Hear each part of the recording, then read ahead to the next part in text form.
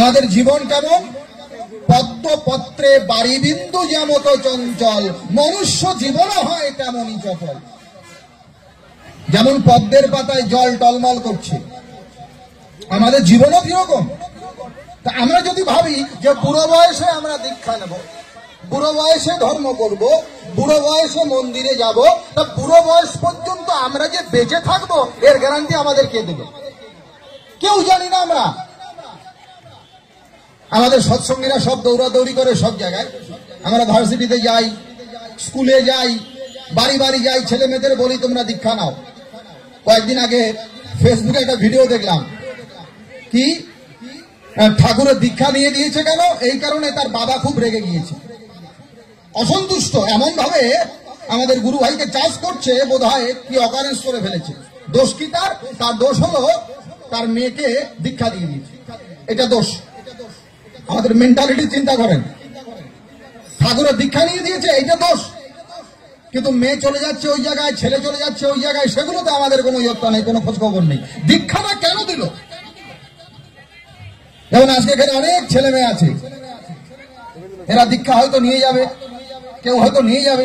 দীক্ষা নেওয়ার পরে নানান প্রশ্ন, এই তুই কোথায় দীক্ষা নিয়েছিস? অনুকূল ঠাকুরের এখানে। সর্বনাশ, ওখানে কেন নিয়েছিস? এটা কি দীক্ষা নেওয়ার সময় নাকি? আমাদের মেন্টালিটি চিন্তা করেন। হিন্দুদের ছেলে মেয়ে দীক্ষা নেবে, ধর্মকর্ম করবে, এটা আমাদের সহ্য হয় না। আমরা ভাবি দীক্ষা নিলেই বোধ হয় ছেলেটা উচ্ছন্নে গেল, মেয়েটা নষ্ট হয়ে গেল, আর আমার ছেলে বারে যাবে, মদ খাবে, ওটাতে আমার অসুবিধা নেই। কেন? এটা কেন আসছে আমাদের ভিতরে? কারণ আমাদের ভিতরে বদ্ধমূল ধারণা যে ধর্মকর্ম বুড়ো বয়সে, জুয়ান বয়সে নয়।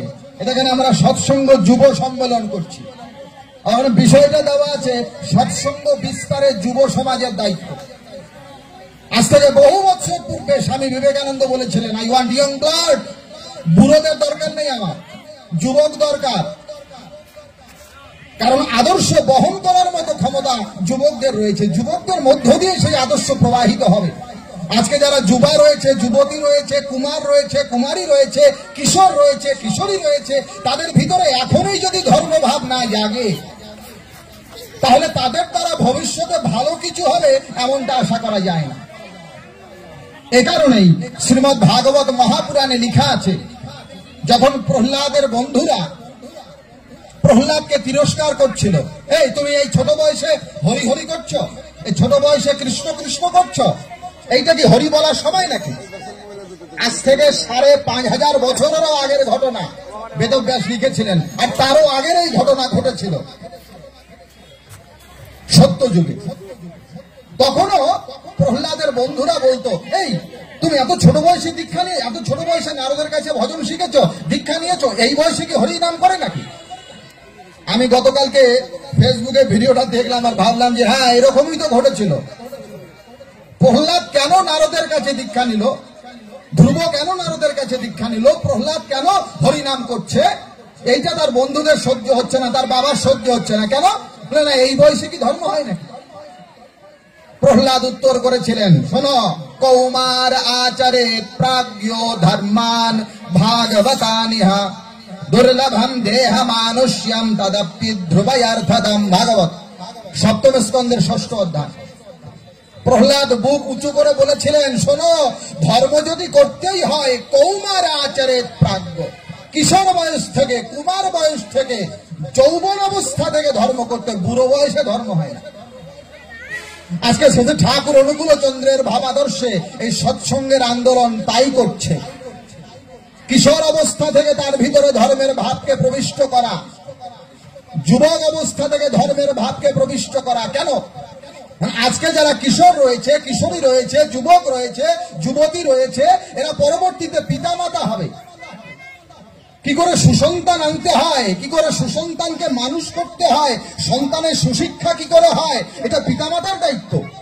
কিন্তু যারা পিতামাতা হবে তারা নিজেরাই যদি না জানে, তাহলে তাদের সন্তানের ভিতরে সেই ধর্মভাব কি করে প্রবেশ করবে? এই কারণেই তাদেরকে আগে জানতে হয়, আর জানানোর পদ্ধতির নাম হলো দীক্ষা। দীক্ষা মানে অন্য কিছু না। আমাদের বেদে বলছে, ব্রতেন দীক্ষামপ্নতি, দীক্ষামপ্নতি দক্ষিণা, দক্ষিণা শ্রদ্ধামপ্নতি, শ্রদ্ধয়া সত্যমাপ্যতে। দীক্ষার কথা শুনলে আমাদের ভয় লেগে যায়। তারপরে দীক্ষা নিলাম, কি জানি কি হবে, এত কি আমি করতে পারবো? দুবেলা নাকি তোমাদের প্রার্থনা করতে হয় সকাল সন্ধ্যা। আমার তো ঘুম থেকে উঠতে 8টা বেজে যায়। আমি যদি কোনো ছেলে মেয়েদের বলি যে দীক্ষা নিতে হবে, বলে না ওইসব প্রার্থনা ওসব কি আর করতে পারবো? আবার নাকি পয়সাও দিতে হয়, ইষ্টভৃতি, এগুলা কি করা যায় কিনা? এত পয়সা টয়সা ধর্ম, অনেক কিছু আমরা বলি। এসব বলছি, অথচ মোবাইলে কথা বলছি, 1 মিনিটে কিন্তু 1.5 টাকা কেটে নিচ্ছে, তাতে আমার আপত্তি নাই। সকালবেলা ঠাকুরকে 1টা টাকা দেবো, তাতে আমাদের আপত্তি। আমাদের অজুহাতের কোনো শেষ নাই। এত কিছু কি করতে পারবো? মানে অবস্থা এমন দাঁড়িয়ে গিয়েছে যে বাবা মা ছেলেকে বলছে সাঁতার শিখতে হবে, জলে নাম। ছেলে বলছে না না, জলে নামলে যদি ডুবে যায় তাহলে কি হবে? আরে সাঁতার শিখতে গেলে আগে তো জলে নামতে হবে, জলে ডুবতে হবে, তারপর না তুমি সাঁতার শিখবে। জলে নামার ভয়ে যদি কেউ সাঁতারই না শেখে, তাহলে সারা জীবন তার সাঁতারও শেখা হবে না, জলেও নামা হবে। তাই ঠাকুর অনুকূল চন্দ্র বলছেন আগে ঝাঁপ দাও। স্বামী বিবেকানন্দকে রামকৃষ্ণ পরমহংসদেব বলেছিলেন, আরে নরেন, মনে কর অমৃতের একটা সাগর, সেই সাগরে অমৃতময় জল, তা জলটাতে কেমন করে তুই যাবি? বলে ঠাকুর, এক কোনায় বসে ওই অমৃত সাগরের জল খাবো। রামকৃষ্ণ বলেছিলেন, দুঃশালা, এক কোনায় বসে খাবি কেন? ডুব দিয়ে খাবি। ওই অমৃত সাগরে পড়তে হয়, পা পিছলে পড়লেও পড়া, ঠেলে দিয়ে পড়লেও পড়া, আর ঝাঁপ দিয়ে পড়লেও পড়া। সৎসঙ্গ হচ্ছে অমৃতের সাগর, পরম পিতার অমৃতের ভাণ্ড হচ্ছে সৎসঙ্গ। তাই সৎসঙ্গে যুক্ত হতে হয়, যেমন তেমন করেই হোক। যদি সৎসঙ্গে কেউ যুক্ত হয়, তার জীবনে কখনো অবনতি হয় না, উন্নত থেকে উন্নততর হয়ে যায়। আজ থেকে 5,500 বছর পূর্বে ভগবান শ্রীকৃষ্ণ উদাত্ত কণ্ঠে আহ্বান করেছিলেন শ্রীমদ্ ভাগবত মহাপুরাণে। তিনি বলেছিলেন, প্রায়েণ ভক্তি যোগেন সৎসঙ্গেন বিরগ্ধবা নোপায় বিদ্যতে সন্দ্রম প্রায়ণম হি সতামহম। ভাগবত 11তম স্কন্ধের 11তম অধ্যায়। তিনি বলেছিলেন, যখন প্রবল কলিযুগ আসবে, সেই কলিযুগে সৎসঙ্গ লব্ধ ভক্তি ছাড়া মুক্তির দ্বিতীয় কোনো রাস্তা থাকবে না। শ্রীমদ্ ভাগবতের উদ্ঘোষ। তাই আমি আহ্বান জানাই, আসুন যুক্ত হন, সংযুক্ত হন। আপনার যাই থাকুক না কেন, আপনি বড় পণ্ডিত হতে পারেন, অর্থবিত্ত থাকতে পারে, কিন্তু যতক্ষণ পর্যন্ত আদর্শের সঙ্গে আপনি যুক্ত হতে পারবেন না, ততক্ষণ পর্যন্ত আপনি পূর্ণতা প্রাপ্ত হতে পারবেন না। ঠাকুর বললেন, অর্থবিদ্যা যাই না থাকুক, হোস যদি তুই ইষ্টহারা, দুর্যোধন আর রাবণের মতো সদংশে যাবি মারা। দুর্যোধনের মতো মহাবলশালী আর রাবণের মতো মহাপণ্ডিত খুব কমই আছে, খুব কমই ছিল, কিন্তু তারপরও তাদের পতন হয়ে গিয়েছিল। কেন? কারণ জীবন্ত আদর্শ, বাস্তব আদর্শকে তারা গ্রহণ করে নাই। কেন? রাবণ কি বেদ জানতো না? যেমন আমাদের হিন্দুদের ভিতরে তোমাদের সৎসঙ্গ, আমরা কি সঠিক পথে নাই? আমরা কি শাস্ত্র পড়ি না? খালি তোমরাই খালি সৎসঙ্গে লোকেরা ভালো করো, এরকম আমাদের বলা হয়। রাবণ কি বেদ জানতো না? আপনার আমার থেকে বহুগুণ বেশি বেদ জানত। বেদজ্ঞ পণ্ডিত, শাস্ত্রে সুনিষ্ণাত ব্যক্তি রাবণ, কিন্তু তার চরিত্রের পরিবর্তন হয় নাই, তার পতন হয়েছে। কেন?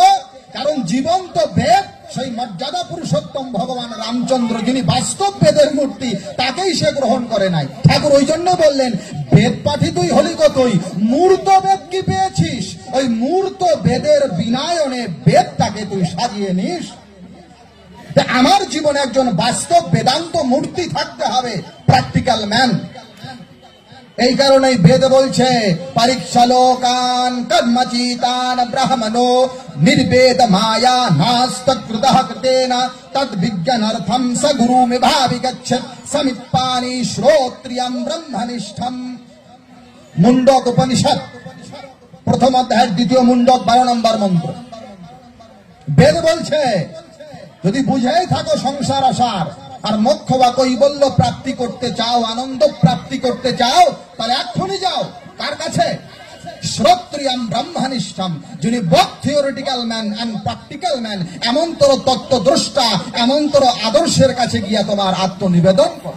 ওইটাই শ্রীমদ্ ভগবত গীতায় ভগবান শ্রীকৃষ্ণ বলছেন, তদ্বিদ্ধি প্রণিপাতেন পরিপ্রশ্নেন সেবয়া উপদেক্ষন্তিস্ত জ্ঞানম জ্ঞানিনস তত্ত্বদর্শিনা। তত্ত্বদ্রষ্টার কাছে যেতে হবে। আমরা কাকে আদর্শ গ্রহণ করব? এ বলছে আমার কাছে দীক্ষা নাও, ও বলছে আমার কাছে দীক্ষা নাও, ও বলছে। আমরা কনফিউজ হয়ে যাচ্ছি, কার কাছে যাব? আমরা বাজার যখন করি তো কোন দোকানে দেখা যাচ্ছে যে শুধু আলু পাওয়া যায়, কোন দোকানে আলু আছে, মরিচ আছে, কপি আছে, কাঁচা বাজার করব। আরেকটা দোকান, ওখানে সব ধরনের সবজি, সব ধরনের মশলা সব পাওয়া যাচ্ছে। যে বুদ্ধিমান সে একটা একটা করে দোকানে যাবে না, যেখানে সবটাই পাওয়া যায় সে সেখানে যাবে। তেমনি আমি কাকে আদর্শ করব, আমার জীবনে কে প্র্যাকটিক্যাল ম্যান, কাকে বাছাই করব, আমাকে দেখতে হবে যে আমার জীবনের সব প্রথমের সমস্যা, সে আধ্যাত্মিক হোক, সে জাগতিক হোক, সে আমার রাজনীতি হোক, সে আমার শিক্ষাক্ষেত্র হোক, আমার বিজ্ঞানের হোক, আমার জীবনের সমস্ত দিকের যিনি সমাধান দিতে পারেন। খালি ভগবান ডাকো, হরি বলো, কৃষ্ণ বলো, এরকম বহু আছে। কিন্তু আমার সুসন্তান কেমনে হবে, ছেলেটাকে মানুষ করব কি করে, আমি ভাতটা রান্না করব কি করে, এই খবরও যিনি জানেন। যদি তার কাছে আমি যেতে পারি, তাকে আমি আমার আত্মনিবেদন করতে পারি, আমার সবটাই হবে। এই জন্য ঠাকুর অনুকূল চন্দ্র বলছেন, দুই ধরনের গুরু হয়। এক ধরনের গুরুকে বলা হয় ফুলফিলার দ্য গ্রেট, যারা অনেকের মধ্যে শ্রেষ্ঠ, যারা জীবনের কিছু কিছু অংশের পূর্ণাঙ্গ সমাধান জানেন। যেমন দ্রোণাচার্য ছিল অস্ত্রবিদ্যায় পারদর্শী, তাকে গুরু করেছিল অর্জুন। কথাগুলো বলুন ভালো করে। দ্রোণাচার্য অস্ত্রবিদ্যায় পারদর্শী ছিল, তাকে গুরু করেছে অর্জুন, ক্ষতি নাই তো। কৃপাচার্য তিনিও অস্ত্রবিদ্যায় পারদর্শী, তাকে গুরু করেছিল। এনারা কে? ঠাকুর বলছেন এনারা হচ্ছে ফুলফিলার দ্য গ্রেট। কিছু বিষয়ের সমাধান, কিছু বিষয়ে চৌকস, কিছু বিষয়ের দ্বারা তত্ত্বদ্রষ্টা। কিন্তু ফুলফিলার দ্য বেস্ট, ঠাকুর বলছেন যিনি পুরুষোত্তম হন, তিনি ফুলফিলার দ্য বেস্ট হন, তিনি সবটার খবর জানেন। তাই অর্জুন যখন দেখতে পারল কুরুক্ষেত্রের রণাঙ্গনে তার জীবনের সমস্যার সমাধান আর কেউ দিতে পারছে না, ওই সমস্যার সমাধানের বাস্তব মূর্তি কেবল শ্রীকৃষ্ণই, কেবল শ্রীকৃষ্ণই সবটার সমাধান জানেন। তাই তিনি সব ফেলে দিয়ে আত্মনিবেদন করলেন শ্রীকৃষ্ণের কাছে আর বললেন, কার পান্য দোষ প্রহিত স্বভাব পৃচ্ছামতাং ধর্ম সংমূঢ় চেতা যশ্রেয়া তন্মে ব্রহীশান নিশ্চিতাং শিষ্যস্যাহম সাধিমাম ত্বাম প্রপন্নাম। হে কৃষ্ণ, আমি বুঝতে পেরেছি আমার মস্তিষ্ক বিভ্রম হয়েছে, আমি কি করব কি না করব, কোনটা আমার কর্তব্য কোনটা অকর্তব্য আমি বুঝতে পারছি না। এই বিপদ মুহূর্ত থেকে তুমি আমার গুরু হলে, আমি তোমার শিষ্য হলাম, আমাকে পদ প্রদর্শন করো। তাই ঠাকুর বলছেন এই পুরুষোত্তম আসেন যখন, সব গুরুরই সার্থকতা, আর তাকে ধরলে থাকে না কো গুরুত্যাগের ঘৃণ্য কথা। পুরুষোত্তম আসেন যখন, ইষ্ট আচার্য তিনি গুরু, আর তিনি সবার জীবন দ্বারা, তিনি সবার জীবন মেরু। কই অর্জুনের তো জাত যায় নাই, অর্জুনের দুইটা গুরু ছিল, দ্রোণাচার্য, কৃপাচার্য। উনি তো বলতে পারতেন যে আমার শ্রীকৃষ্ণকে কেন আমি গুরু করব, তার তো জাত যায় নাই, বরং বিপদ থেকে উদ্ধার পেয়েছিলেন অর্জুন, আর বাকি সবাই বিধ্বংস হয়ে গেছে। তদ্রূপ যুগে যুগে সেই পুরুষোত্তম আমাদের মতো হয়ে যখন আসেন, তখন সর্বান্তকরণে তাকেই ধরতে হয়। তিনি সবটাই বলেন। আমাদের আদর্শকে ভগবান শ্রীকৃষ্ণ, আমাদের আদর্শকে ভগবান রামচন্দ্র। তিনি শুধু সন্ন্যাসীর জন্য আসেন নাই, কথাগুলো বুঝবেন। তিনি শুধু সন্ন্যাসের জন্য আসেন নাই, তিনি নিজে গার্হস্থ্য ধর্ম পালন করলেন, তাই গৃহীদের জন্যও তিনি ব্রহ্মচর্য পালন করলেন গুরুগৃহে, তিনি ব্রহ্মচারীদের জন্য, তিনি সাধন করলেন, তিনি সাধকদের জন্য, তিনি রাজনীতি করলেন রাজনীতিবিদের জন্য, তিনি যুদ্ধ করলেন যোদ্ধাদের জন্য। ভগবান শ্রীকৃষ্ণের জীবনীটা ভালো করে দেখুন, তার জীবনে সবটাই আছে। তিনি ব্রহ্মচর্য পালন করেছেন, তিনি বিবাহ করেছেন, তিনি সংসারও করেছেন, তিনি সাধনও করেছেন, তিনি যুদ্ধও করেছেন, তিনি রাজ্যও চালিয়েছেন। খালি শুধু গাছের তলায় বসে বসে ধ্যান করেন নাই, এই কারণে তিনি ফুলফিলার দ্য বেস্ট। শুধু ঠাকুরের জীবনী তো তেমনটাই। আদর্শ পিতার শিক্ষা কি করে হয়, আদর্শ সন্তান কি করে হতে হয়, কি করে সংসার পরিচালনা করতে হয়, কি করে সাধন করতে হয়, কি করে শিক্ষাক্ষেত্রে বিস্তার হয়, কি করে রাজনীতিতে বিস্তার হয়, কি করে বিজ্ঞানের অগ্রগতি হয়, কি করে অর্থনীতির অগ্রগতি হয়, জীবনের এমন কোনো দিক নাই শুধু ঠাকুর সে সম্বন্ধে বলেন নাই। আর শুধু বলেন নাই নয়, নিজে করে করে দেখিয়েছেন। তাই ঠাকুর বলতেন, আমি যা বলি সবটাই দেখে দেখে বলি, হাওয়াই হাওয়াই বলি না। এমন তোর আদর্শ শুধু ঠাকুর। তিনি কোনো বুজরুকির ঠাকুর নন যে ছু মন্তর ছু এইরকম ঠাকুর, শুধু ঠাকুর অনুকূল চন্দ্র নন। আপনারা যারা এরকম বুজরুকির জন্য এসেছেন, ঠাকুর অনুকূল চন্দ্র তোমার কি করেছে, কিরকম আমাদের বলা, তোমাদের ঠাকুরের দুই চারটা লীলা বলো তো। বলে কিরকম, বলে অমুক বাবাজি, অমুক মহাপুরুষ সে ফু দিয়ে আগুন নিভিয়ে দিয়েছিল, তোমাদের ঠাকুর পেরেছে? অমুক মহাপুরুষ যে জলের উপর হেঁটে গিয়েছে, তোমার ঠাকুর পেরেছে? আমাদেরকে প্রশ্ন করা না। আমাদের কাছে গুরু কেমন, বলে জলের উপর দিয়ে হেঁটে যাবে, আগুনে পুড়ে যাবে না, ফু দিলে সব নিভে যাবে, এরকম ভগবান, এরকম আদর্শ। তা আগুনে ফু দিয়ে নিভানো আর জলের উপর হেঁটে দিলে গেলেই যদি ভগবান হতো, তাহলে অগস্ত্য নামে এক ঋষি ছিল, অগস্ত্য ঋষি, যিনি বন্ডুসে সমুদ্র পান করেছিল, তিনি ভগবান হয়ে যেতেন। এরকম বহু ঋষি মহাঋষি ছিল, কিন্তু সকলের আরাধ্য ভগবান শ্রীকৃষ্ণ। তদ্রূপ ভগবান যিনি হন, পুরুষোত্তম যিনি হন, তিনি বুজরুকি দেখাতে আসেন না। সাধু যিনি হন, প্রকৃত সাধক যিনি হন, তিনি ভেলকি দেখাতে আসেন না। ঠাকুর বলেছেন, জাদুকর মানে সাধু নয়, সাধু মানে জাদুকর নয়। সাধুকে যিনি সাধনায় সিদ্ধ হয়েছেন, সাধনার কৌশল জানেন, সবকিছু সেদে সেদে নিজের জীবনে চরিত্রগত করেছেন, যিনি ভেলকিকে ভেঙে দিয়ে বাস্তবতা প্রদর্শন করেন, তিনি সাধু। আমার জীবনে এমন তোর একজন লোক লাগবে যিনি আমার বাস্তবতা শেখাবেন। এমন গুরু আমার দরকার নাই। পূজনীয় বাবাইদা তিনি বলেছিলেন যে এমন গুরু দরকার নাই যে গুরু বলবে যা এইটা কর, ছু মন্তর হয়ে গেল, রোগ হয়েছে ছু মন্তর, যা রোগ সেরে গেল। বাবাইদা বলছেন যে এমন তোর যদি গুরু হয়, কোন কালে সেই গুরু যদি দেহ রাখেন, দেহ রক্ষা করেন, তখন শিষ্যের কি হবে? কারণ শিষ্যের যখন বিপদ ছিল গুরুর কাছে যেত, আর গুরু বলতেন ছু মন্তর, জল পরা খা, ভালো হয়ে যাবে। গুরু যখন চলে যাবে, আবার শিষ্য যখন বিপদে পড়বে, তখন তার কি হবে? বাবাইদা বললেন এমন তোর গুরুকে ধরতে হয় যিনি ছুমন্তর বলেন না। যখন সমস্যা নিয়ে শিষ্য আসে, তিনি সমস্যা কি করে সমাধান করতে হয় সেই পদ্ধতি জানিয়ে দেন। অনন্তকাল ধরে যখনই যখনই কেউ সমস্যায় পড়বে, ওই তত্ত্বদৃষ্টা গুরুর চলা রাস্তায়, বলা রাস্তায় চলে তার সমস্যার সমাধান হবে। ঠাকুর তেমন তোর গুরু।